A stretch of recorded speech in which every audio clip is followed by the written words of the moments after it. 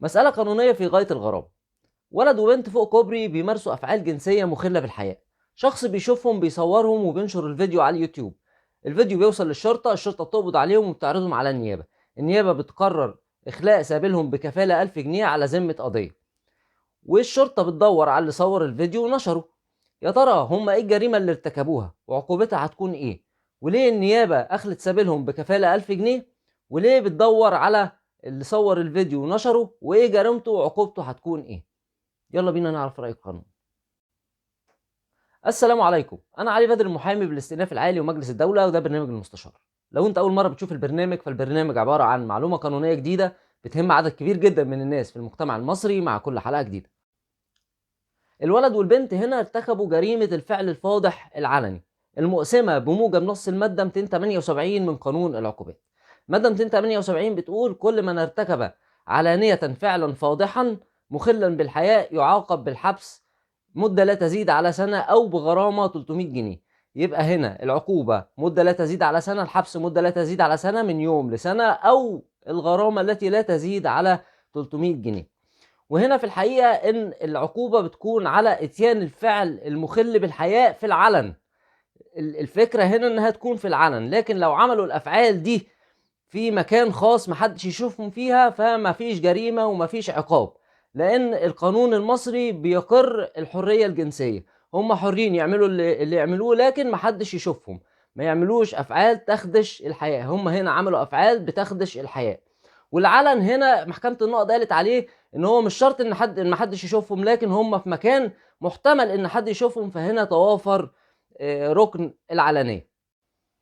وقرار النيابة كان صح جدا هنا في إخلاء سبيلهم بكفالة 1000 جنيه على ذمة القضية. هنا هم متحدد لهم قضية ليهم جلسة، والنيابة أخلت سبيلهم. طيب، طبيعي الكلام ده طبيعي وقرار صائب 100%، لأن هنا مفيش مبرر من مبررات الحبس الاحتياطي. الحبس الاحتياطي بيكون له أسباب ومبررات. ما ينفعش إن هو النيابة العامة تقرر الحبس الاحتياطي إلا بناء على مبررات وأسباب. وللعلم ان الحبس الاحتياطي ده مش عقوبة. الحبس الاحتياطي ده تدبير، الغرض منه ان المتهم ما يهربش من العقوبة. اما بالنسبة للي صور الفيديو ونشره، فهو هنا انتهك المبادئ والقيم الأسرية في المجتمع المصري، وكمان انتهك حرمة الحياة الخاصة للولد والبنت. هو اي نعم صورهم والفعل ده كان في علانية، الا ان هو نشره.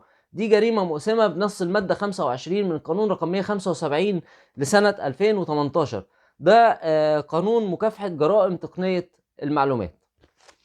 عقوبة هنا عقوبته بتوصل للحبس، او الحبس بيبتدي من 6 شهور، الحبس الذي لا يقل عن 6 شهور. يعني من 6 شهور ل3 سنين، حد الاقصى الحبس 3 سنين، يبقى عقوبته من 6 شهور ل3 سنين، او غرامة من 50,000 ولا لا تقل عن 50,000 ولا تزيد عن 100,000، او احدى هاتين العقوبتين، يعني يا الحبس يا الغرامة. كمان القانون رقم 175 سنة 2018 نص على عقوبة تانية اللي صور الفيديو ونشره، وهي عقوبة المصادرة. عقوبة المصادرة: كل الآلات والأدوات اللي استخدمت في التصوير والنشر يتم مصادرتها طالما اتحكم عليه بموجب نص المادة 25، يبقى يتم مصادرة الأدوات دي. ده مش كده وبس، ده كل حد نشر الفيديو ده بعد ما الفيديو ده اتنشر أخده وعمل له رفع تاني ونشره، هيتحاكم برضه بنص المادة 25 من قانون مكافحة جرائم تقنية المعلومات. وعقوبته هتكون الحبس بداية من 6 شهور ل3 سنين، والغرامة من 50,000 ل100,000 جنيه، أو إحدى هاتين العقوبتين.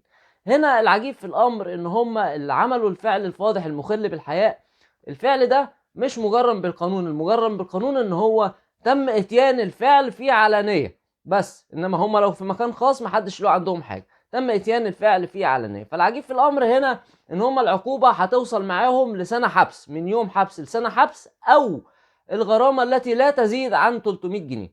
اما اللي صور ونشر الفيديو، فهنا الحبس هيكون من 6 شهور ل3 سنين، وغرامة من 50,000 ل100,000 جنيه، او احدى هاتين العقوبتين. وكمان التليفون او الكاميرا اللي صور بيها، والتليفون او الكمبيوتر اللي رفع بيه على اليوتيوب هيتصادر منه.